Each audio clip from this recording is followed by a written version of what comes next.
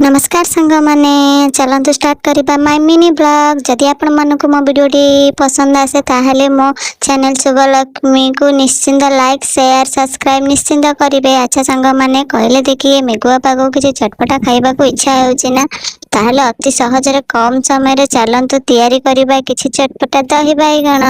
थरे एमिति प्रोसेसिंग रे घरे तैयारी करिके निश्चिंत खांतु, केबे भूलिबेनी। मुझे 2 कप दही नहीं आप चाहिए अधिक नहीं पारे भी कम नहीं पारे।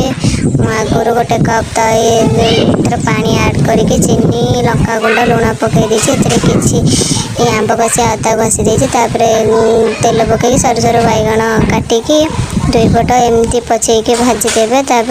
तेल पकईकी छुंक दबार लंका फुटण भुर्संग पतर बैगण टे समय गोड़े रखिदे दही में पकईदेवे गोल देवे।